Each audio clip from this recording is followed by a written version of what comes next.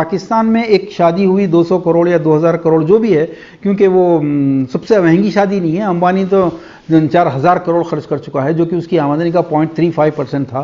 तो पाकिस्तान का कोई टायर मैन्युफैक्चरर के ओनर के बेटे की उसी लेवल के किसी और एक बिजनेसमैन की बेटी से शादी हुई, करोड़ों रुपया खर्चा किया गया, जहां पर गाने वालों को, सिंगर्स को 1-1 करोड़ रुपया दिया गया। वहां पर एक बात बेइंतहा अफसोसनाक न्यूज़ में आई, वो ये है कि मौलाना तारिक जमील, जिनके सिर्फ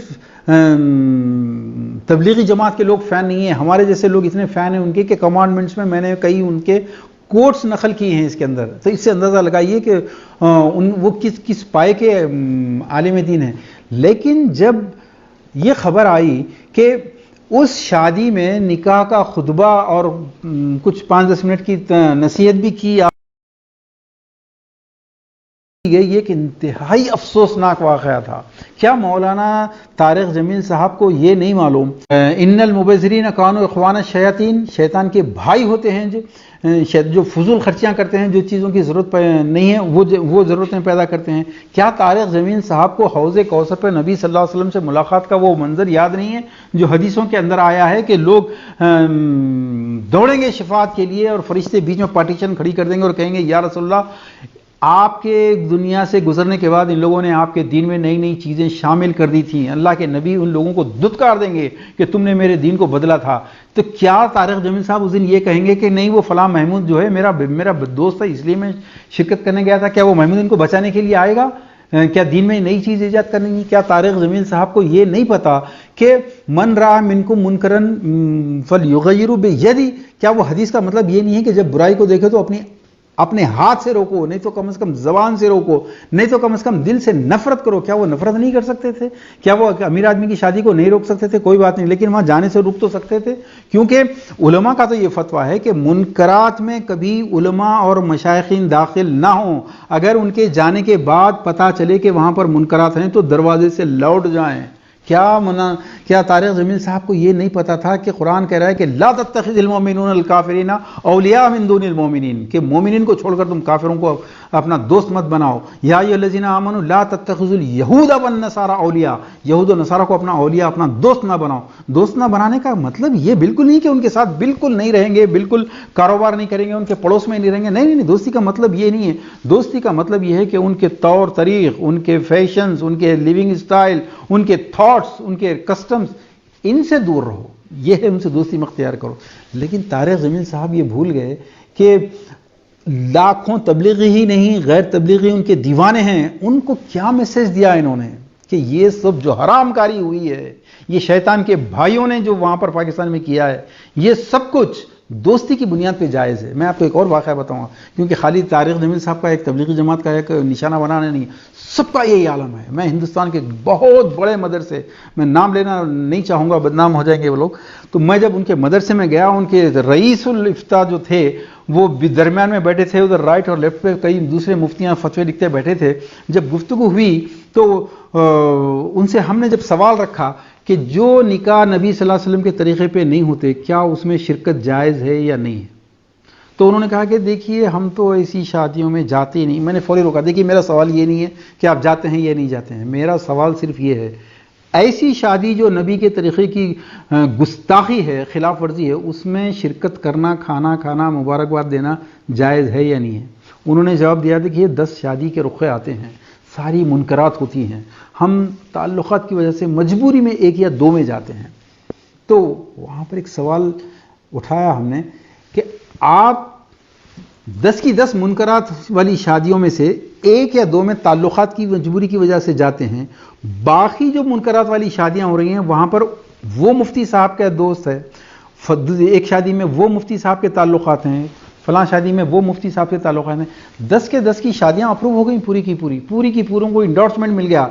बिल्कुल उसी तरीके से तारिक जमील साहब ने जाके जब एक हराम, बिगेस्ट हराम ऑफ दिस सेंचुरी कह लें आप, ऐसी शादी में शिरकत करके इंडोर्समेंट कर दिया उसको, तो फिर हर लेवल के आदमी को, जहाँ फजूल खर्ची हर लेवल की होगी, कोई ना कोई आलिम जाके उसको इंडोर्स करेगा, क्योंकि वो आपके तरीक़े को उसने देख चुका है।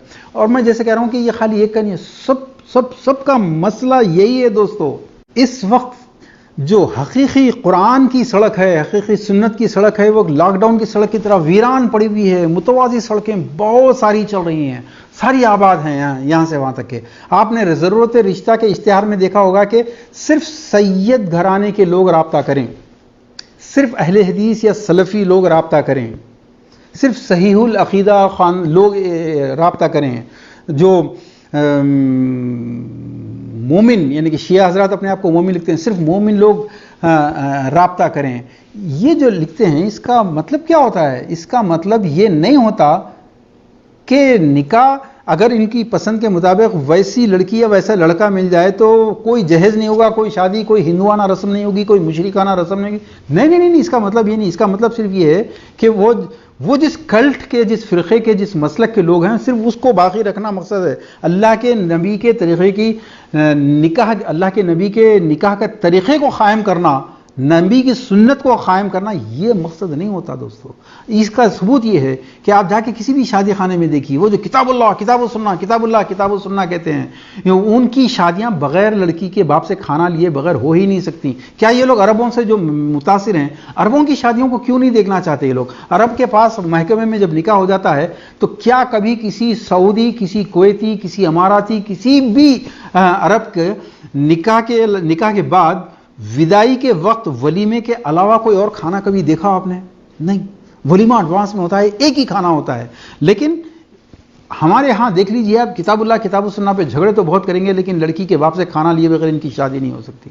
وہ لوگ جو داڑھی کے ایک بال کے معاملے میں کمپرومائز کرنا نہیں چاہتے، وہ لوگ جو امام کی داڑھی چھوٹی ہے یا داڑھی کٹاتا ہے امام تو اس کے پیچھے ہی نماز جائز نہیں کا فتویٰ دیتے ہیں، وہ جہیز کے بغیر نکاح کرنا نہیں چاہتے. وہ جو مومن کہتے ہیں، جو غم حسین کے اندر مار مار کے اپنے سینے زخمی کرتے ہیں، وہ ان کے گھر کی شادیوں کو وہ لوگ قاسم اور شبیر کی طرح شادیاں نہیں کرنا چاہتے. ان کو وہی مشرکانہ طریقے پہ چاہیے شادیاں. اور وہ جو عاشقان رسول کے مجموعے ہیں، میلاد کے جلوس نکال کر دشمنوں کے دلوں پہ ہیبت طاری کر دیتے ہیں. لیکن یہ طے کر چکے ہیں کہ شادی نبی کے طریقے کے اوپر نہیں ہوگی، فاطمہ کے طریقے پہ نہیں ہوگی. وہی جہیز ہوگا، وہی کھانا ہوگا، وہی منگنی کا کھانا ہوگا، پہلی ڈیلیوری کا خرچہ لڑکی کے باپ سے وصول کیا جائے گا. ہاں 2-3% لوگ ہیں جو مکمل نبی کی سنت پر کرتے ہیں، سب میں ہیں. تو میں ان لوگوں کو سلام کرتا ہوں، لیکن 98% لوگوں کے دماغوں سے یہ جہیز کو نکالنا ناممکن ہے. بس میں آخری میں ایک ہی آپ سے ریکویسٹ کرنا چاہتا ہوں کہ دوستو، آج کی شادیوں نے، یہ جہیز کے بھکاریوں نے، یہ جھوٹ بولنے والوں نے کہ ہم کو کچھ نہیں چاہیے، لڑکی والے زبردستی دیے، ان لوگوں کی وجہ سے صرف کفو کے احکامات ہی نہیں، پورے قرآن و حدیث کے احکامات الٹ چکے ہیں. آپ اس کو چینج نہیں کر سکتے. آپ معاشرے کو اس دور میں لے کے نہیں جا سکتے جہاں نبی کی شادی ہوئی، جہاں نبی کی بیٹیوں کی شادیاں ہوئے تھے.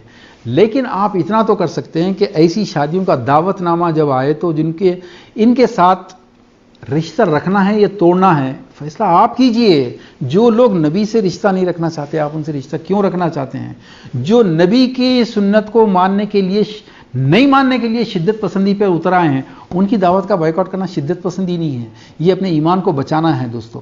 اور ایسے لوگوں کی شادیوں کے دعوت ناموں کو، رخیں کو انکار کیجئے، ریجیکٹ کیجئے، اپنے ایمان کو بچائیے، اپنی آخرت کو بچائیے، اور کفو کے احکامات کو دنیا میں قائم کیجئے.